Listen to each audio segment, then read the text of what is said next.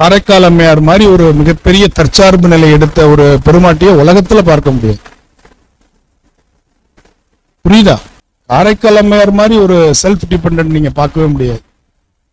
தன்னுடைய கணவன் தனக்கு இல்லைன்னு அவங்க அழுது புலம்பிக்கிட்டு பஞ்சாயத்துக்கு போல.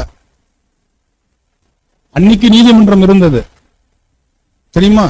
ஏன் கண்ணைக்கு நீதி கேட்டு போனால நீதிமன்றத்துக்கு அன்னைக்கு அரசனே நீதிபதியா இருந்தான். அதனால நீதிமன்றங்கள் இல்லாமல் இல்லை. இன்னொன்னு, காரைக்கால் அம்மையாருடைய வாழ்க்கையில யாருக்கு சப்போர்ட் பண்ணிருப்பாங்க? சொந்தக்காரவங்களும் நீதிபதிகளும் காரைக்கால் அம்மையாருக்கு தான் சப்போர்ட் இல்லையா? ஆனால் எப்ப நான் வேண்டாம் நீ முடிவு பண்ணி எனக்கு நீ வேண்டாம் இனிமேல். புரியுதா? அது வரையும் என்னன்னு தெரியல.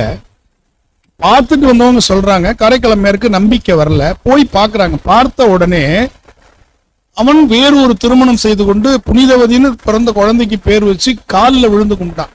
அந்த க்ஷண நேரத்துல நீ எனக்கு வேண்டான்னு முடிவு பண்ண.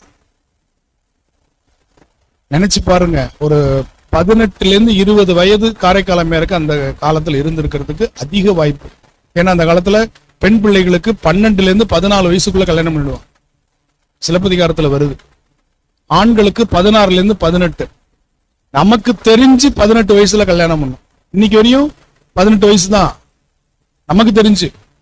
அப்ப அந்த காலத்துல அந்த ஒரு குழந்தை பருவத்திலேயே காரைக்கால் அம்மையாருடைய பக்குவம் பாருங்க. நான் பார்த்துக்கிறேன், என்னுடைய வழியை நான் பார்த்துக் கொள்ளுகிறேன் அப்படின்னு இந்த உலகத்தில் உள்ள அத்தனை அடியார்களுக்கும் அவங்க முன்னோடியா வாழ்ந்தாங்க. அதனால ஒரு பெண் நினைத்தால் தற்சார்பு என்பது, ஆனா பெண்ணு தான் சார்ந்திருக்கிறவன் சொல்லி சொல்லி சொல்லி சொல்லி சொல்லியே வளர்த்துடுறோம்.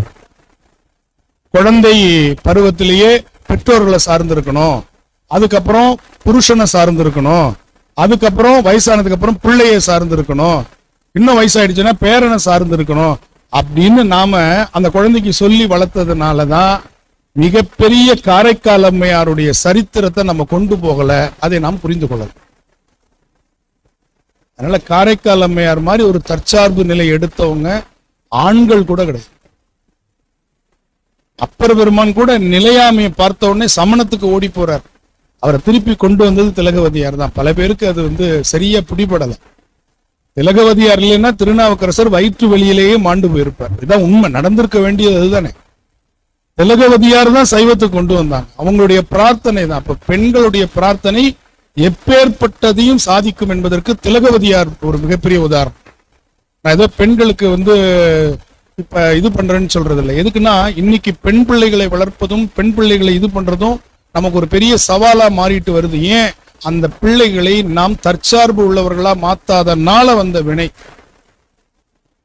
இந்த பெண் பிள்ளைகள் தற்சார்பு நிலையை அடையல. இன்னும் காரைக்கால் அம்மையாருக்கு இருந்த உறுதிப்பாடு 5ஆம் நூற்றாண்டுல இருந்த உறுதிப்பாடு 21ஆம் நூற்றாண்டுல உங்களுக்கு வரலன்னா வெட்கப்படணும். இன்னைக்கு உங்களுக்கு படிப்பு கொடுத்துருக்குறாங்க, இன்னைக்கு உங்களுக்கு தொழில் நீங்களாகவே சுய தொழில் பண்ற அளவுக்கு உங்களுக்கு அறிவு இருக்கு. அந்த அறிவை வெளிப்படுத்தக்கூடிய வாய்ப்புகள் எவ்வளவோ இருக்கு. இன்னைக்கு தொழில்நுட்ப உலகத்துல வாழ்ந்துட்டு இருக்கீங்க. ஆனா நீங்க இன்னும் சார்ந்து இருக்கணும் அப்படின்னு நினைக்கிறீங்களே அப்படின்னு நினைக்கும் போது நேற்று ஒருத்தவங்கள்ட்ட இதை பேசிட்டு இருந்தேன். என்ன பிரச்சனை வந்தாலும் காரைக்கால் அம்மையாரை நினைச்சுக்கோங்க. பொம்பளைங்களா அவங்கள வணங்குங்க. ஒரு நிமிஷத்துல உங்களுடைய கவலையெல்லாம் தூக்கி போட்டுட்டு வா பாத்துக்கலாம் அப்படின்ற ஒரு சமாளிக்கக்கூடிய, அதை கண்டு ஓடுற கூடாது, சமாளிச்சு சரி பண்ணிட்டு அந்த இடத்துல நாம இருக்கணும். அதுதான் காரைக்கால் அம்மையார் நமக்கு கத்துக் கொடுக்குறது.